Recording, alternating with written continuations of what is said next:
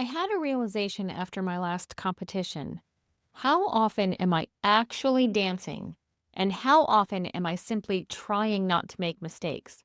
There's a huge difference. Hey, it's your pal, the Dancing Housewife, and welcome back to another episode of the Dancing Housewife Podcast, where we explore the art, heart, sport, and science of ballroom dance. I want to pick back up on that question. How often am I truly dancing? And how often am I simply trying not to make a mistake? I believe that difference is the key not only to becoming a better ballroom dancer, but to actually enjoying what I'm doing. Think about it. When your entire focus is on avoiding mistakes, you're not expressing the music, you're not connecting with your partner, you're not thriving, you're surviving. And I think we've all fallen into that trap. So today, we're exploring what it really means to dance instead of just trying not to mess up. Let's get into it. I recently heard a quote that stopped me in my tracks. 20 years from now, you'd give anything to be this exact age, this healthy, and back in this same moment.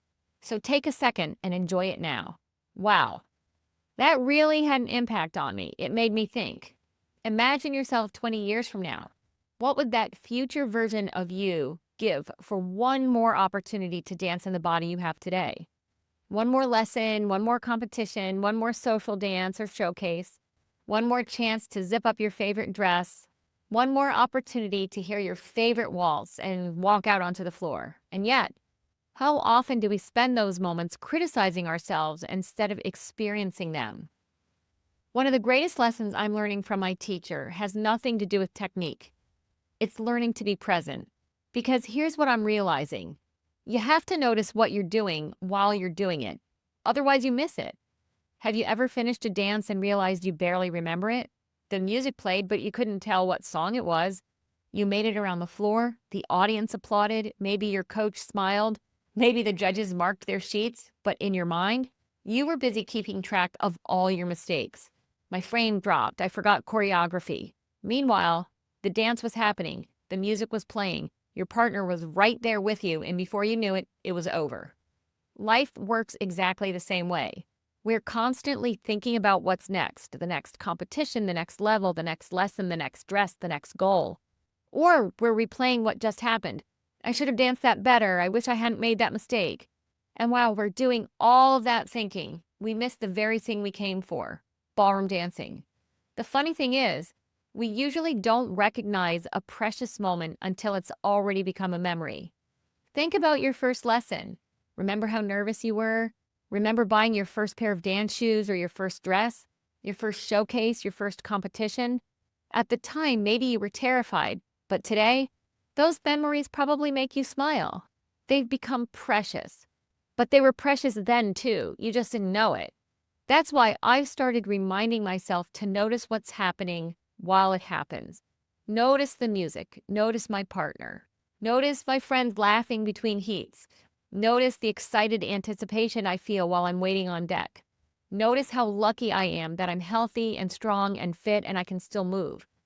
Notice the privilege of learning something difficult because someday these won't be today's moments. They'll be yesterday's memories. Now, don't misunderstand me. Technique matters. Of course it does. That's why we take lessons. That's why we practice. Practice is where we slow everything down. We repeat the choreography, we refine technique, we improve our timing, we polish our movement. Practice is where we analyze. Practice is where we make mistakes. Practice is where we earn improvement. But once the music starts, the job changes. Competition isn't a final exam. It's a performance. It's telling a story. It's expressing how you feel. It's making other people feel what we feel while they're watching. When the music begins, your job isn't to keep grading yourself. Your job is just simply to dance. I think sometimes we forget why we started dancing. Most of us didn't walk into a ballroom because we wanted perfect technique. We came because dancing made us feel alive. We love the music, we love the moving, we love the learning, we love connecting. Somewhere along the journey, many of us replaced joy with judgment. Instead of asking, did I enjoy that? We started asking, did I do that correctly? Those aren't the same question. I love watching little kids dance. Nobody has to teach them to enjoy the music. They don't care if their feet are pointed or turned out or turned in. They don't worry whether they're in perfect alignment. They simply hear the music and they move. Somewhere along the way, we start believing that every movement has to be evaluated. Every mistake has to be analyzed. Every dance has to be judged. What if we just gave ourselves permission to feel the music again, to smile, to breathe, to enjoy moving? Here's another thought.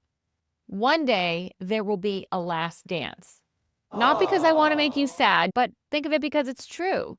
One day, there will be a last competition, a last social dance, a last showcase, a last lesson, a last time you hear your favorite tango.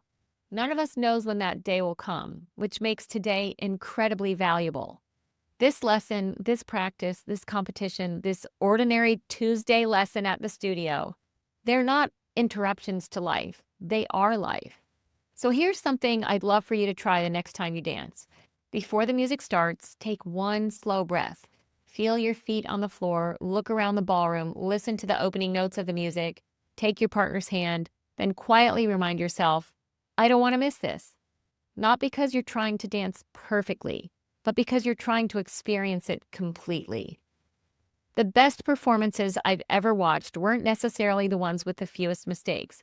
They were the ones where the dancers looked completely free. They weren't thinking about dancing, they were dancing. You could see the joy, you could feel the connection. In fact, it felt like they were inviting everyone watching into their story. And isn't that what we all want? Not perfection, just presence.